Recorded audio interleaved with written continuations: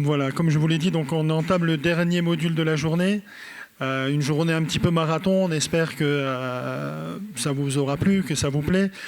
Et on est très heureux, très fiers de vous présenter cette dernière étape de la journée avec la présentation d'un outil qui a pour ambition d'analyser les bâtiments en tant que stock de ressources. Alors nous aurons 3 intervenants, Bruno Domange du LIST pour poser justement le cadre, Sarah Constant, chef de projet au Fonds du logement pour présenter un projet concret, et Patty Coppus, que vous connaissez très bien, pour faire un retour sur un projet Interreg tout à fait spécifique. Après ces 3 interventions, à nouveau questions-réponses, et puis les mots de conclusion et de remerciement à toutes et tous. Donc un dernier sprint, la dernière ligne droite, avec tout de suite Bruno Domange, senior engineer du LIST, pour présenter les bâtiments en tant que ressources.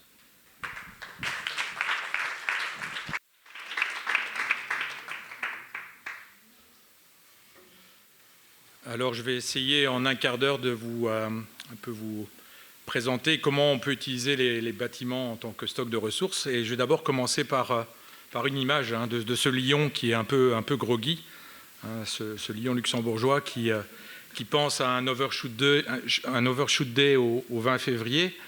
Et alors, si on regarde un peu les statistiques au niveau Luxembourg, c'est vrai qu'on se dit qu'on n'est quand même pas les meilleurs de la classe, et donc il y a quand même beaucoup de progrès en vue.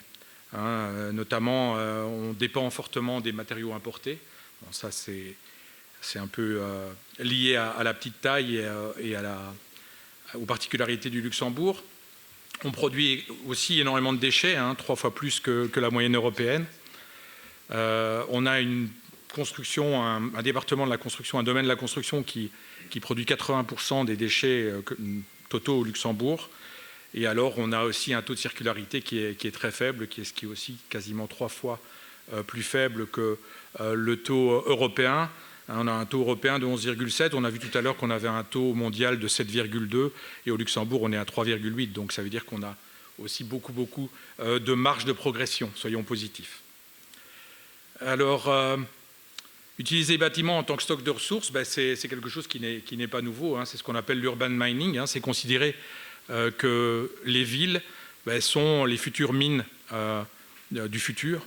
En considérant l'ensemble des éléments qui sont présents dans la ville, on peut, je dirais, faire son marché. On pourrait envisager de faire son marché pour pouvoir reconstruire. Et ce n'est pas nouveau.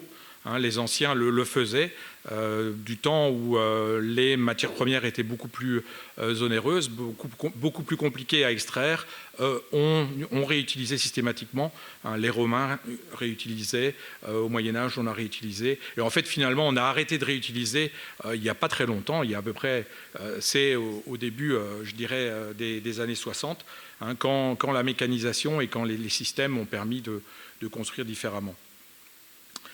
Donc, quelques notions aussi, on en a déjà parlé aujourd'hui, il vaut mieux prévenir que guérir. Donc, je dirais, la meilleure solution, c'est de toute façon toujours de conserver le bâtiment le plus longtemps possible et ne pas le déconstruire. Après, si on ne peut pas le déconstruire, on peut le rénover.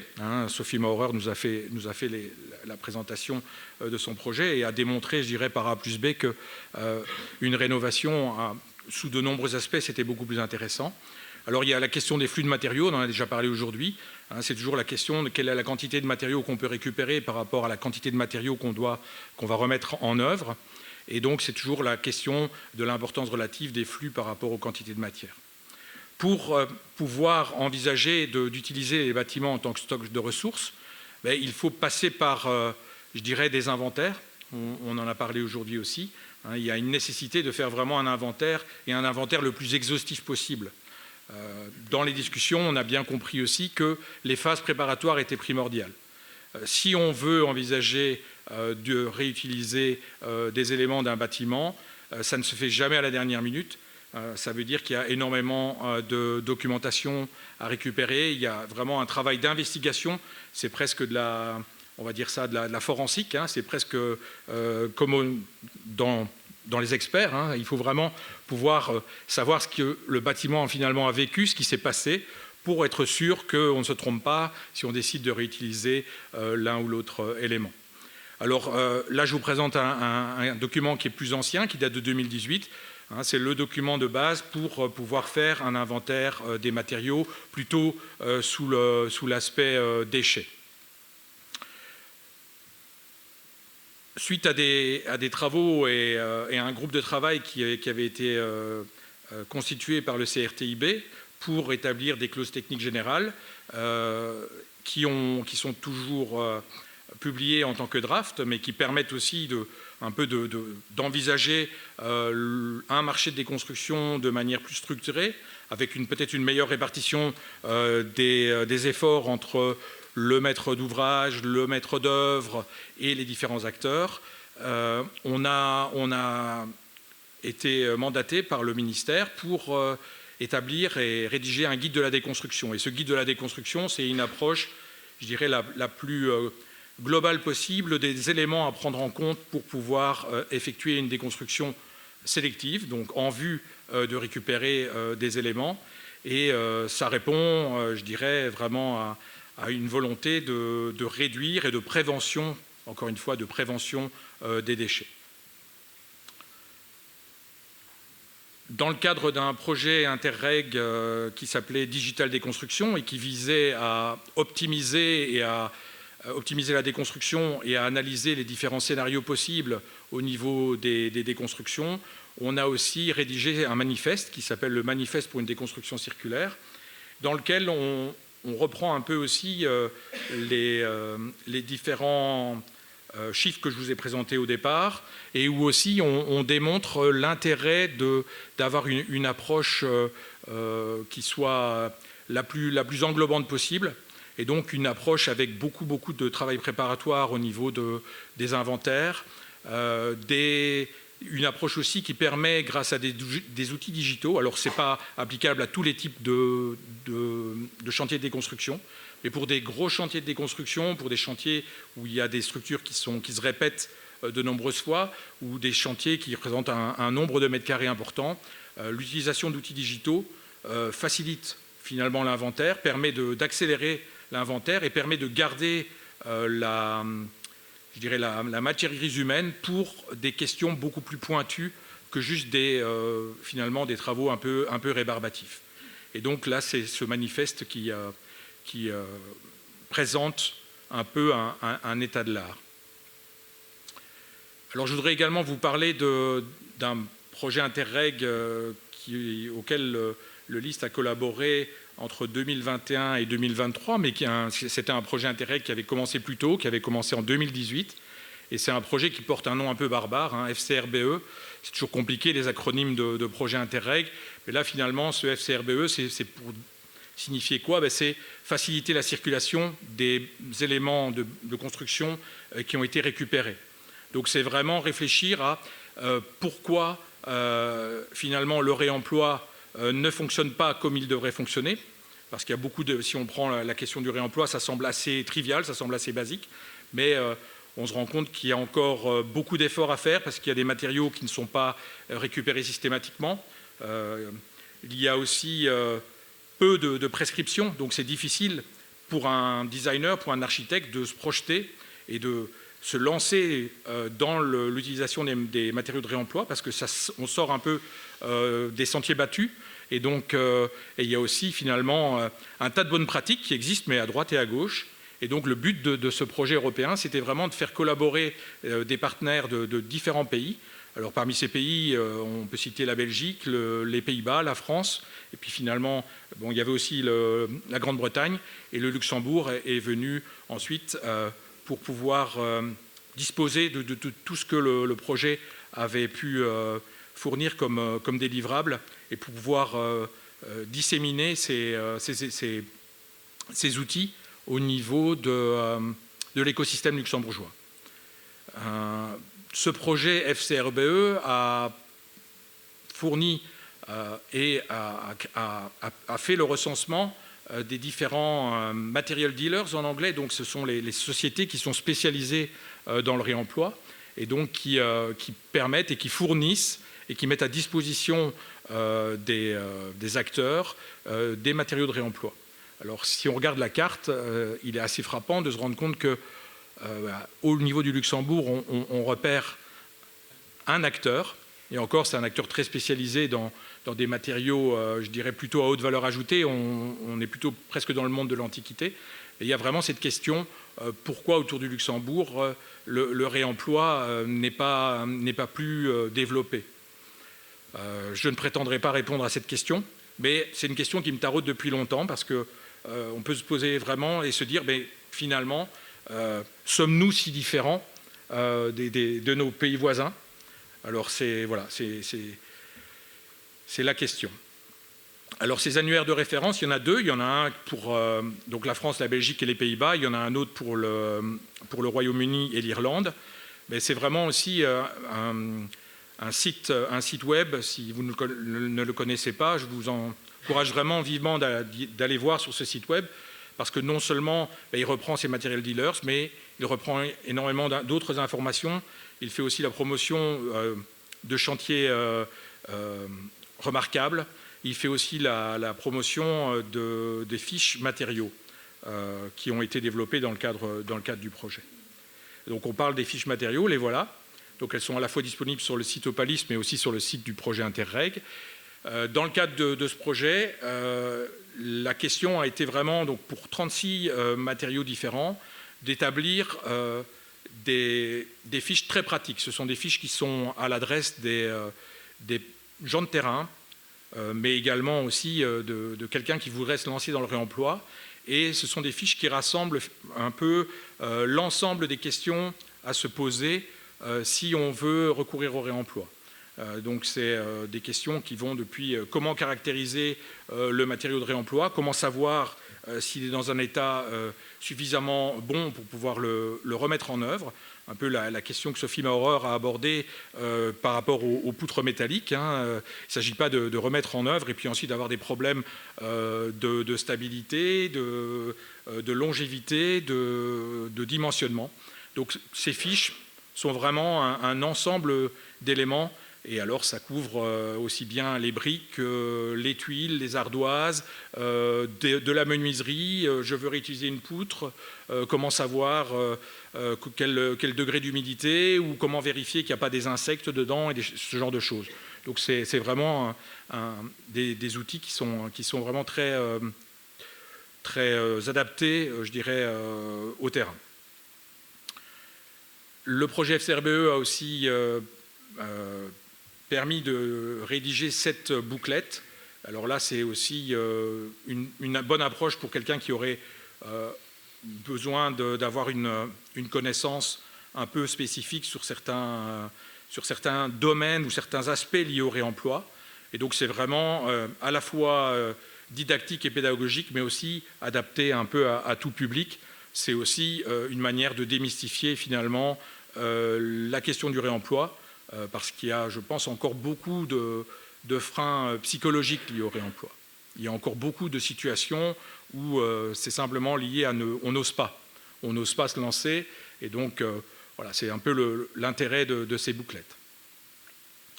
Alors un autre document qui me semble très intéressant, mais qui s'adresse plutôt aux acteurs publics, c'est quelles sont les bonnes questions à se poser et comment devrais-je faire si je suis confronté à la nécessité de mettre sur pied une soumission publique dans laquelle je veux intégrer le réemploi. Parce que c'est aussi quelque chose qui n'est pas évident pour des raisons réglementaires, pour des raisons liées aux lois des marchés publics, pour des raisons liées au respect des droits de la concurrence, etc. Et donc là, c'est vraiment un document qui permet, je dirais, à un acteur public de se lancer et d'être accompagné dans sa démarche de soumission publique englobant du réemploi. Un autre document intéressant et qui lui vise à plutôt comment documenter, comment rapporter et comment finalement pouvoir évaluer la manière dont on réemploie. Parce que si vous regardez un peu parfois dans les informations, dans les documents qu'on peut être amené à consulter, on a parfois des chiffres qui sont très divergents. Et il y a parfois des situations où on se demande mais comment on peut arriver à de telles valeurs. Et là, l'intérêt, c'était vraiment un peu de poser les bases et de poser un peu une manière, je dirais, rationnelle de mesurer le réemploi. Et dans le cadre de ces efforts-là, on a notamment travaillé sur le chantier pilote que Sarah Constant du Fonds du Logement va nous présenter juste après. Donc c'est vraiment aussi très intéressant de pouvoir, je dirais, parler d'une même voie et d'essayer d'aller vers une manière, je ne dirais pas standard, mais une manière un peu vers une espèce de standardisation de la façon de calculer, de rapporter les efforts au niveau du réemploi. Un autre document qui est intéressant, et là le but c'était plutôt d'essayer de voir et d'aider un maître d'ouvrage à fixer un taux de réemploi en fonction de la typologie du bâtiment. Là il y a eu 5 typologies différentes, donc des bâtiments plutôt de type socioculturel, des logements, des bâtiments tertiaires, des micro-projets démonstrateurs et après des bâtiments plutôt des aménagements extérieurs. Et sur base des calculs en fonction des layers, donc des enveloppes, hein, c'est un élément qu'on a abordé tout à l'heure, c'est intéressant de pouvoir calculer finalement les taux de réemploi aussi par rapport à une certaine enveloppe. Parce que si on parle des réemplois et qu'on réemploie des éléments très pondéreux comme du béton ou des choses comme ça, on va arriver à des masses qui sont très importantes, avec un intérêt certes, mais on ne peut pas comparer ça avec un autre bâtiment dans lequel on va réemployer des menuiseries ou des éléments de finition. Parce que sinon on compare un peu des poires avec des pommes et c'est difficile. Donc l'intérêt de ce document, c'est un peu de donner une piste suivant la typologie des bâtiments et suivant les éléments qui sont réemployés.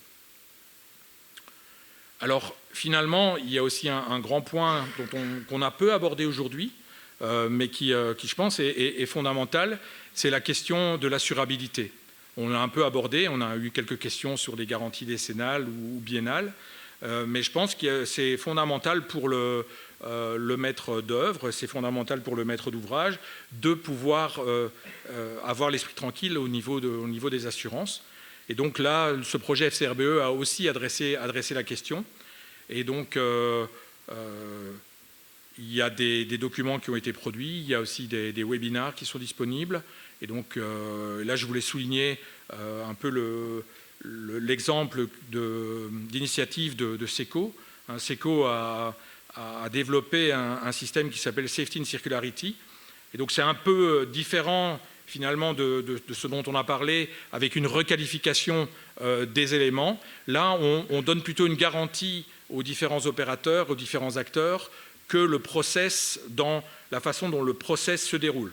Donc c'est plutôt une espèce de certification temporaire du fait que les différents acteurs liés au réemploi d'un certain élément sur un chantier sont des professionnels en la matière et donc savent exactement et en qui on peut avoir une totale confiance. Voilà, j'en ai terminé. Je vous remercie pour votre attention.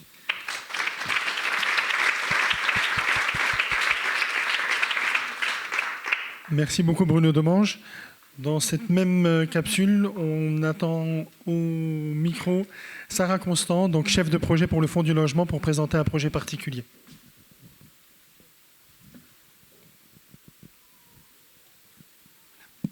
Bonjour à tous, donc, je travaille au Fonds du Logement au sein du service des projets de grande envergure, donc, qui inclut le site Wounemat der Vals où se trouve le campus qui vous a été présenté notamment ce matin, mais aussi ce bâtiment, donc le bâtiment idéal à l'entrée du site, et dont je vais vous expliquer le projet de réhabilitation.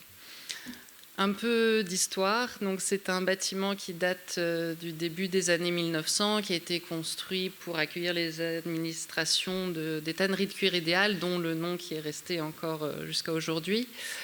C'est aussi le lieu où a débuté la fameuse grève nationale d'août 1942. Il y a même une plaque commémorative de cette grève sur le poste de garde du bâtiment qui va être aussi dans le projet de réhabilitation. Ensuite, le bâtiment a été repris par Euroflor jusqu'à ses fins de ses activités en 1993 et a été quand même utilisé par d'autres entreprises entre-temps, jusqu'à l'achat du site par le Fonds du logement en 2012. Et ensuite ont débuté toutes les études plutôt d'aménagement urbain et autres. Et c'est donc à ce moment-là que le Fonds du logement, en concertation avec la commune de Vils, a décidé de conserver ce bâtiment. Parce qu'il faut savoir qu'il n'est pas protégé. Donc il aurait très bien pu être démoli. Mais ça tenait à cœur du Fonds et de la commune de le conserver pour conserver les traces du passé industriel assez important pour Vils et sa région aussi. Ensuite, on a débuté les études de conception pour ce projet de réhabilitation et nos travaux ont démarré en septembre 2023 avec plutôt d'abord des phases de dépollution et curage. En ce moment, on est au début du gros œuvre. Donc voilà, j'aurai pas beaucoup plus d'exemples, vous verrez par la suite, de choses réalisées, mais on verra quand ce sera terminé. Notre programme de réhabilitation, donc c'est environ 1900 mètres carrés net de surface de bureaux. Ça va rester pour l'instant un bâtiment plutôt administratif. On a 3 niveaux et dont le rez-de-chaussée un peu plus flexible qui peut accueillir du bureau mais aussi plutôt de l'accueil de public. Et on a aussi un sous-sol où il y aura des locaux techniques et du stockage. Ce qui était important pour nous, on parle vraiment de réhabilitation et on voudrait qu'elle soit vraiment sobre et minimale au plus possible. On ne parle pas de rénovation à neuf comme on l'a souvent dans des projets. On veut vraiment intégrer les traces du passé, et même plutôt les mettre en valeur et pas les effacer. Et pour ça aussi, donc, le Fonds du logement accorde aussi une grande importance à l'économie circulaire. On est dans une commune hotspot économie circulaire sur un site Woerner-Maedervols qui sera aussi un peu pilote économie circulaire. Donc voilà, ce projet de réhabilitation s'intègre vraiment là-dedans. Et le Fonds du logement va rester propriétaire du bâtiment et on va aussi occuper un plateau de bureaux pour les propres besoins du site.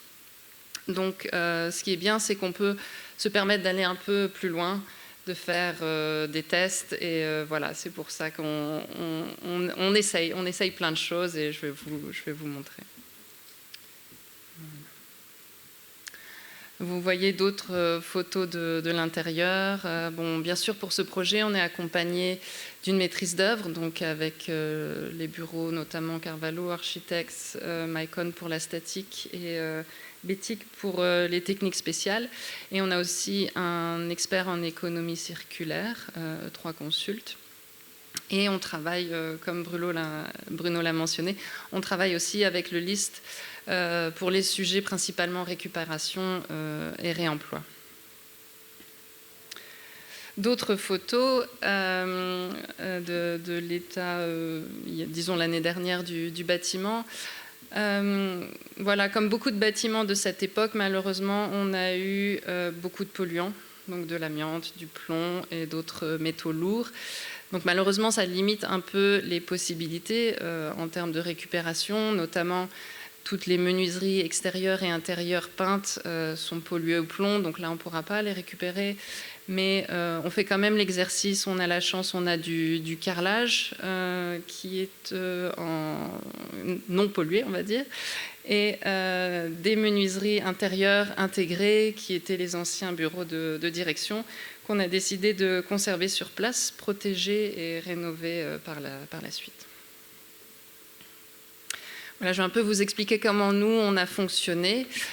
Je pense comme beaucoup de mes prédécesseurs l'ont dit, ce qui est très important, c'est les diagnostics des bâtiments, donc, qui établissent les polluants présents, mais aussi les contrôles plutôt statiques et l'état général des éléments qu'on souhaiterait récupérer.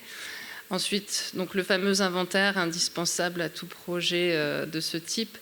Donc notre maîtrise d'œuvre a mis en place un inventaire des éléments récupérables avec des usages projetés qui ont été pensés.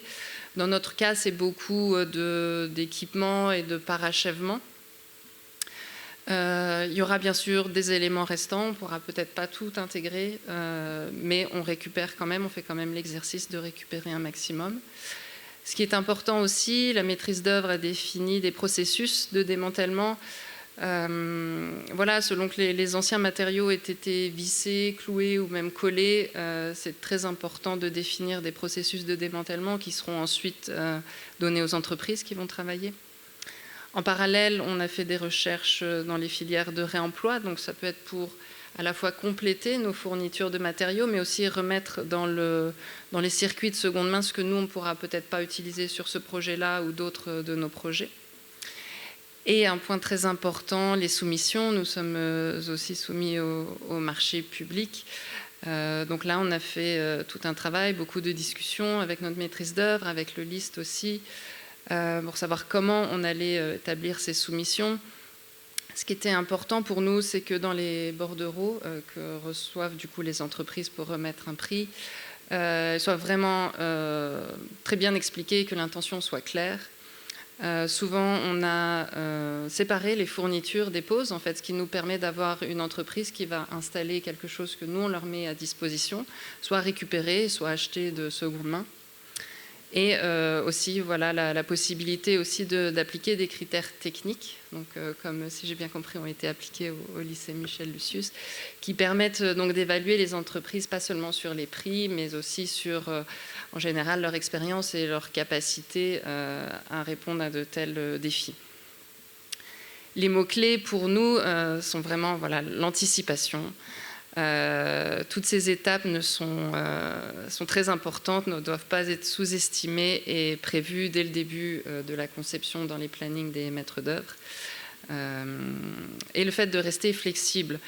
Voilà, par exemple, vous avez vu avant, on avait un peu de carrelage mural. Il faut rester flexible sur le fait que dans les nouveaux espaces de sanitaire, on aura des formats de carreaux imposés, des couleurs imposées. Il faut rester ouvert. De toute façon, c'est un projet qui vit et ça, nous, on va l'assumer. Voilà. Ensuite, phase chantier, donc des marquages, des éléments dans le bâtiment par les maîtrises d'œuvre avant que les entreprises arrivent.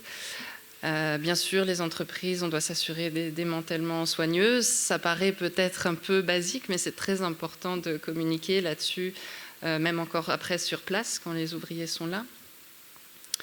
Le stockage, qui est souvent un point peut-être bloquant. Bon, nous, on a aussi la chance d'avoir sur place encore un bâtiment disponible. Donc, dans notre cas, on utilise 160 mètres carrés de stockage et c'est situé à 500 mètres du bâtiment, donc ça facilite la situation. Bien sûr, les éléments stockés devront être préparés. Ça peut aller du simple nettoyage jusqu'à une rénovation complète pour des menuiseries, par exemple. Et ensuite, ils seront du coup réacheminés dans le bâtiment, réinstallés. Et voilà, les restes pourront, comme je disais, pourront être donnés ou revendus dans des circuits de seconde main. Ici, pour nous, ce qui est très important, c'est la communication et le fait de convaincre, entre guillemets, les entreprises. Parce que même si une entreprise a répondu à une soumission où les intentions étaient très claires, il faut quand même aller jusqu'au chantier et parler avec les ouvriers sur place pour vraiment les convaincre. Ils ne sont pas tous convaincus de la récupération.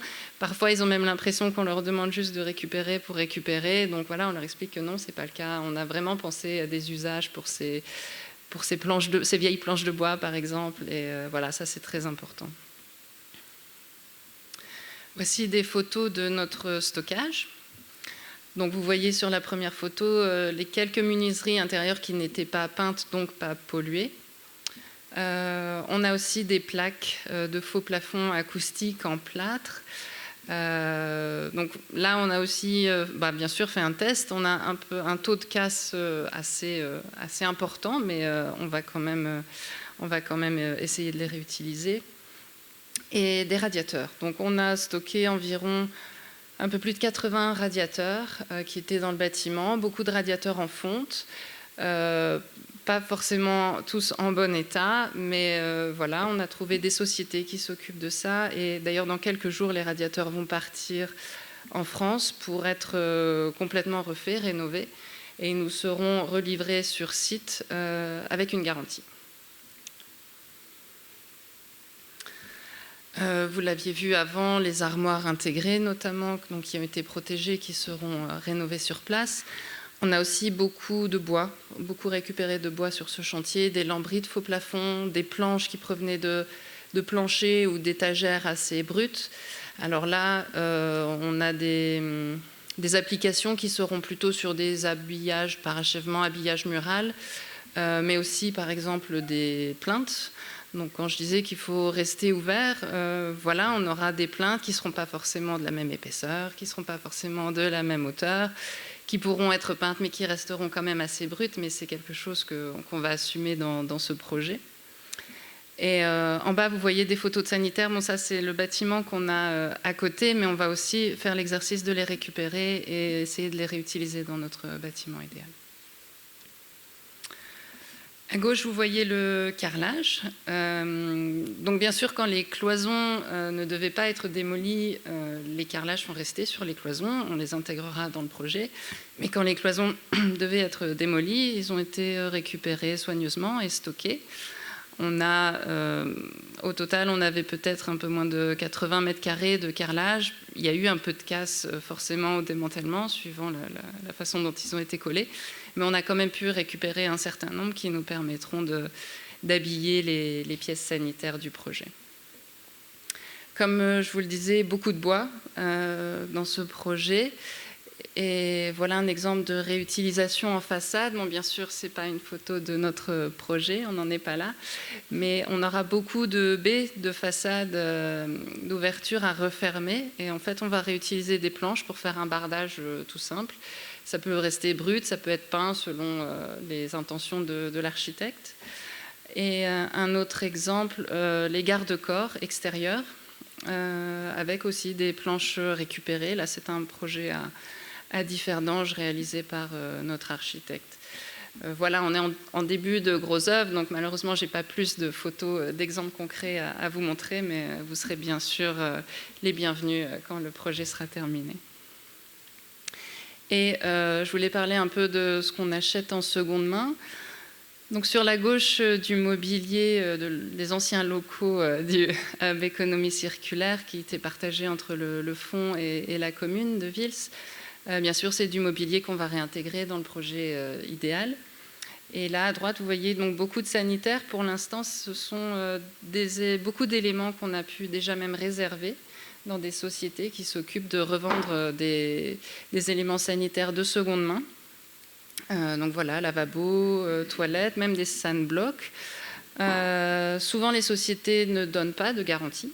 Donc en fait, après discussion, clairement, un lavabo en céramique, le seul risque qu'il ait vraiment, c'est d'être fissuré ou cassé, et ça, on le voit assez facilement.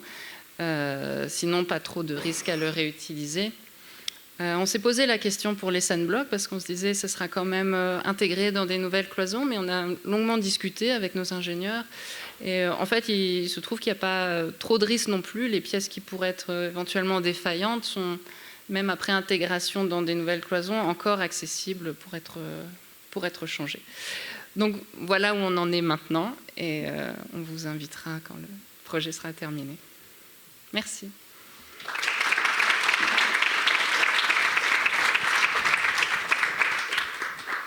Merci beaucoup pour cette présentation. Les bâtiments comme stock de ressources. Dernière partie avec Patty pour un projet Interreg tout à fait spécifique. Vraiment dernière ligne droite. Donc dans la même thématique du réemploi, j'ai le plaisir de vous annoncer notre projet Pre-Use Interreg. Donc pour ceux qui ne connaissent pas, Bruno a déjà parlé un petit peu de Interreg, tu as tellement l'habitude. Et pour ceux qui ne connaissent pas, Interreg, c'est un programme européen pour soutenir des projets dans l'innovation et dans le développement durable, entre autres, qui est cofinancé par l'Union européenne. Et ce projet, il distingue en fait différentes régions. Et dans notre cadre ici, c'est un projet Northwest Europe, Nord-Ouest Europe, qui couvre alors une certaine région de l'Europe. Et c'est pour la première fois que la commune de Vils a en fait le plaisir de pouvoir partager dans un projet Interreg international de telle envergure. Le titre du projet, c'est Pre-Use, donc c'est un peu plus prononçable que le projet qui a créé les bases en fait, pour ce projet-ci, le FCRBE. Et le Pre-Use, c'est aussi une abréviation qui veut dire Public Responses to Enable the Circulation of Salvaged Building Elements. Donc, en gros, le cœur du projet est de faire progresser le réemploi des éléments de construction. Le projet, il est subdivisé en deux work packages ou deux lots de travail. Et le premier, il se concentre sur les centres de réemploi en soi. Donc, il s'agit tout d'abord de développer une stratégie, donc comment développer un tel centre. Ensuite, cette stratégie commune sera déclinée en plans d'action locaux pour l'adapter au contexte local et régional. Et finalement, plusieurs projets pilotes locaux testeront l'implémentation spécifique d'une chaîne de réutilisation. Donc, c'est vraiment le centre de réemploi en soi et son fonctionnement.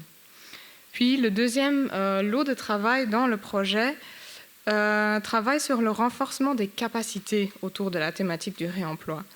Donc, je vous ai mis la petite citation parce qu'un entrepôt rempli de matériaux mais personne pour les réutiliser est en fait juste une décharge décentralisée. Donc, il est vraiment important de développer aussi les compétences et les connaissances pour gérer un tel centre. Donc, ce lot de travail se concentre donc sur la création et la mise à jour de différents outils, dans par exemple Opalis, et aussi le développement de programmes de formation pour diffuser au maximum les connaissances développées dans le cadre de ce projet-ci. Donc, on n'est pas seul dans ce projet, heureusement. Vous voyez ici la carte de la région Interreg Northwest Europe. Et vous voyez aussi les différents acteurs qui sont concernés. Il faut savoir que Rotor, le partenaire que vous voyez en bas, c'est le lead partenaire, donc celui qui nous guide un peu à travers ce chemin du projet.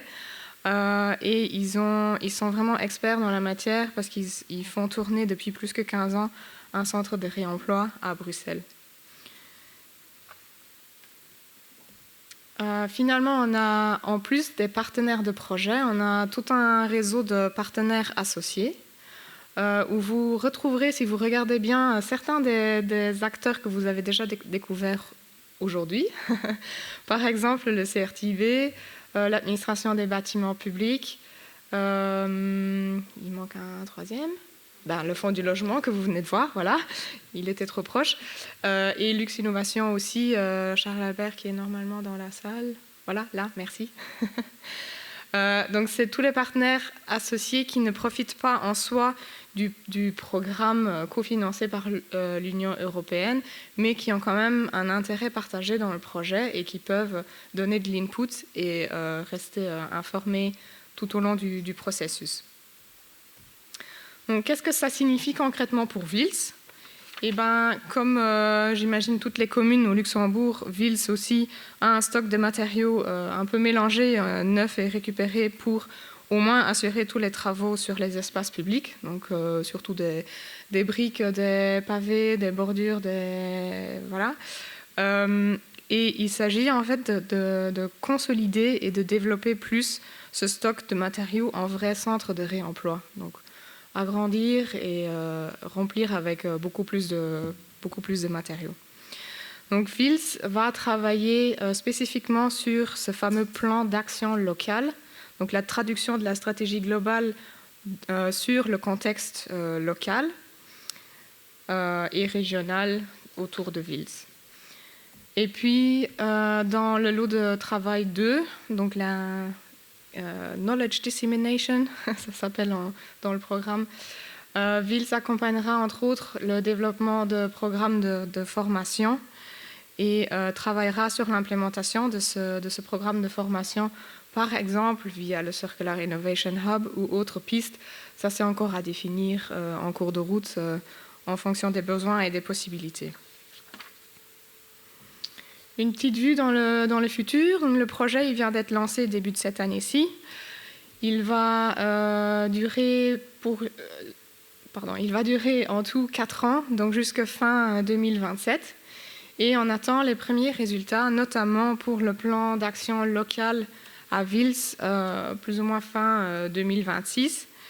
Et on estime aussi que le programme de formation sera opérationnel au plus tard 2027 normalement. Donc je vous invite aussi à suivre, il y a une page dédiée sur LinkedIn du projet Pre-Use pour ne pas manquer les développements intéressants du projet. Voilà. Donc ça va, dans les prochaines années, on va découvrir un peu plus le concret du projet et je crois que ça va être très intéressant. Un grand merci.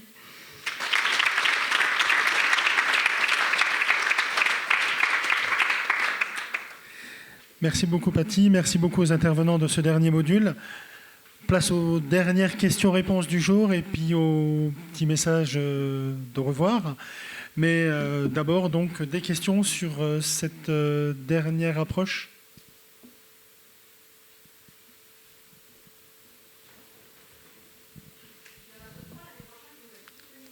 Oui. Il faudra vous regrouper. Oui, ce sera plus simple.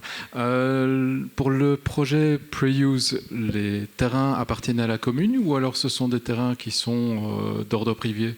Parce que si effectivement ça appartient à la commune, c'est peut-être une des pistes pour augmenter la réutilisation de matériaux, puisqu'on a souvent entendu ce qui manque, c'est la place pour stocker des matériaux qui sont réutilisables. Alors oui, on a plusieurs sites en discussion qui ont des avantages et des désavantages et qui sont évidemment des sites publics, enfin des sites qui appartiennent à la commune. Mais il n'y a pas encore de décision définitive ni sur la taille ni sur l'emplacement. Donc ça fait partie du plan d'action pour définir tout ça. Oui, Jean.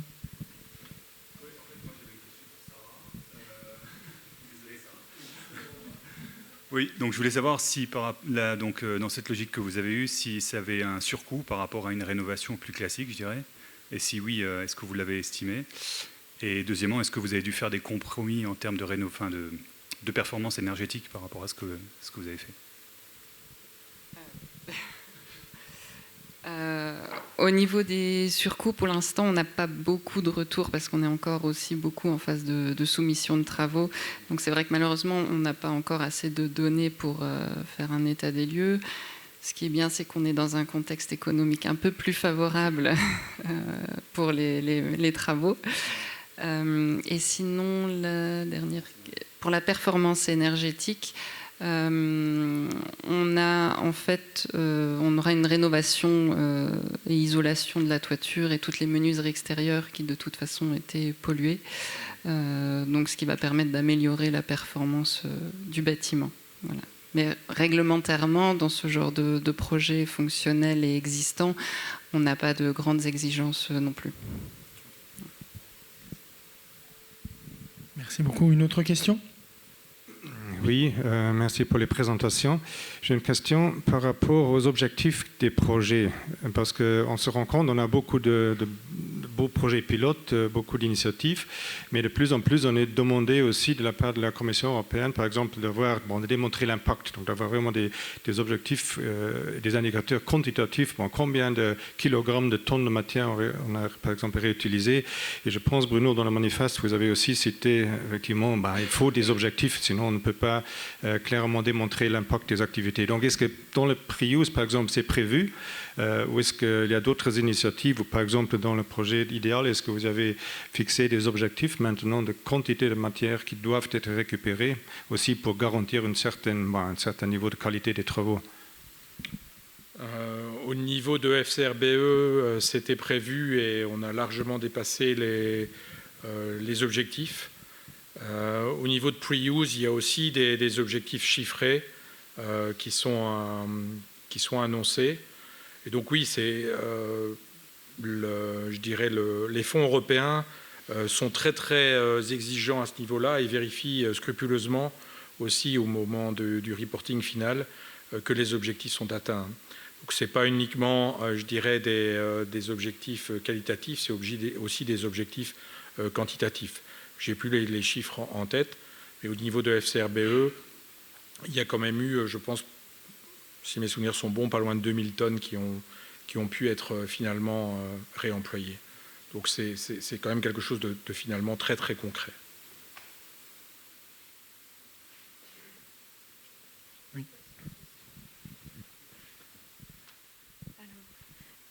C'est pas une question, c'est plus un petit complément d'information. Merci Bruno d'avoir cité Safety and Circularity dans ta présentation.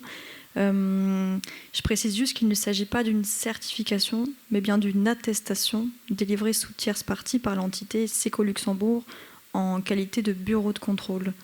Donc cette attestation elle est complémentaire avec l'étude performantielle des matériaux et équipements en tant que telle, et elle vise à donner de la confiance et à attester de la qualité des processus de traitement, dépose, stockage en vue du réemploi, pour s'assurer que l'élément, par exemple le matériau disponible sur le chantier A, arrive dans sa parfaite intégrité sur le chantier B, pour caricaturer. Voilà, merci.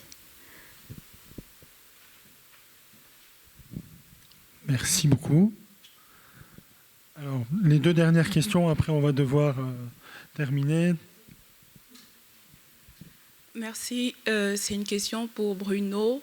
Vous avez parlé des sites pour les revendeurs. Et je me demandais qu'est-ce que vous revendez concrètement après la déconstruction? C'est les matériaux du second œuvre ou c'est des matériaux du béton qui est issu de la déconstruction? Et comment ça se passe au niveau de l'évaluation du bilan carbone? Étant donné qu'il va falloir déplacer ces matériaux, est-ce que vous évaluez le transport à plein, à vide? Comment est-ce que ça se passe? Est-ce que vous avez pris ça en compte? Au niveau du réemploi, on peut bien entendu prendre en considération l'ensemble des critères et l'impact, je dirais, le plus complet possible. Après, c'est toujours la question de savoir quel est l'effort à mettre en œuvre pour calculer cet impact et la manière de l'évaluer. La grosse difficulté avec les matériaux de réemploi, c'est de pouvoir retrouver éventuellement quel est le fournisseur et savoir exactement comment certains matériaux ont été produits. Au-delà de ça, je pense que dans la plupart des situations, quand on fait usage de matériaux de réemploi, dans les calculs, bien souvent, on peut considérer qu'on part d'un impact nul au niveau du CO2. C'est je dirais des usages courants. Si on veut vraiment pouvoir estimer au cas par cas l'économie ou l'impact évité, c'est compliqué. Au niveau des matériel dealers, certains ont des chiffres ou peuvent mettre en avant des chiffres, et donc il y a toujours moyen de faire des évaluations. Et il y a aussi des outils, il y a certains outils qui ont été développés, notamment en Belgique. Il y a l'outil Totem qui permet d'évaluer assez rapidement les impacts carbone qui sont évités quand on met en œuvre du réemploi. Merci beaucoup. Et la dernière question. Merci. Je rebondis à la question de Paul Schossler auparavant pour le projet du fonds de logement.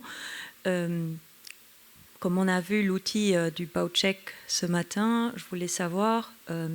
oui, au niveau des objectifs ou au niveau de l'outil, est-ce que vous utilisez ça ou quels sont les objectifs et comment mesurez-vous ces objectifs? Bon, bien sûr, l'outil n'était pas encore à disposition. On ne s'est pas fixé d'objectifs précis dans le sens où on s'est dit on va vraiment essayer tout ce qu'on peut et on verra ensuite. Après, au niveau des outils plutôt de mesurage, notre maîtrise d'œuvre a fait quelques calculs plutôt en phase de conception. Mais voilà, comme les choses évoluent tellement, on n'avait pas encore la certitude des états de tous les éléments sur place avant le début des travaux. C'est quelque chose qui devra de toute façon être mis à jour pour avoir plutôt un bilan à la fin aussi de ce qu'on a pu faire, ce qu'on a essayé et ce qu'on a pu faire.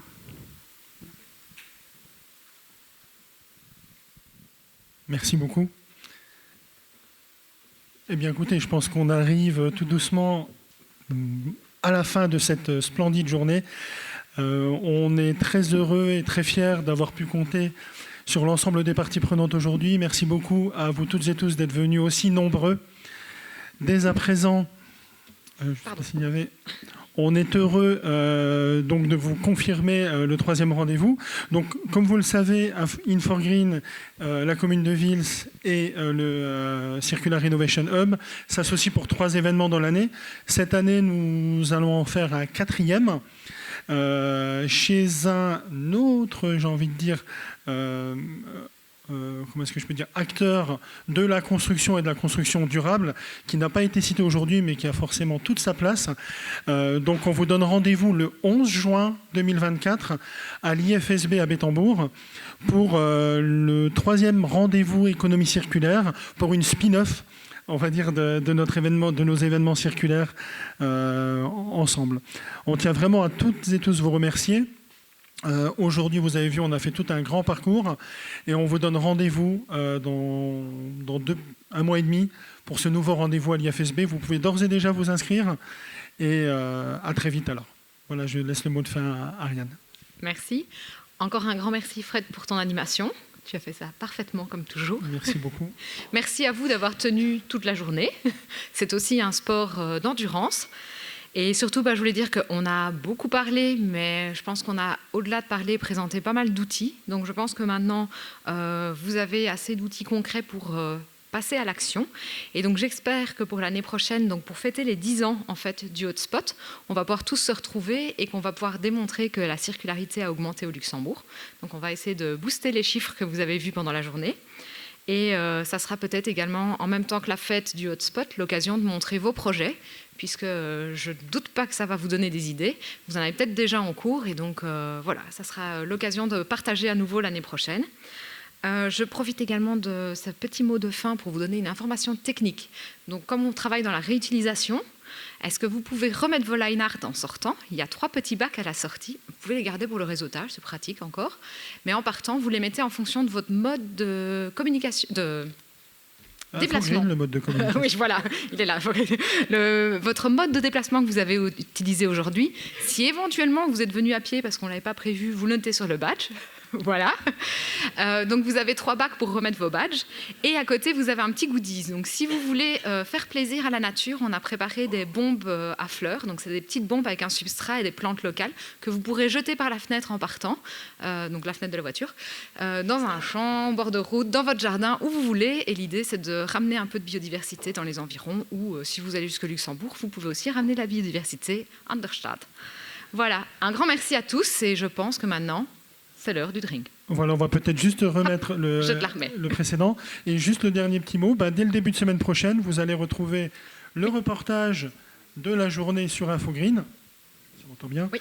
Et on a réalisé aussi des petits spots vidéo qui seront partagés sur nos réseaux respectifs et que vous allez retrouver tout prochainement. Voilà, merci beaucoup, à très vite. Au revoir.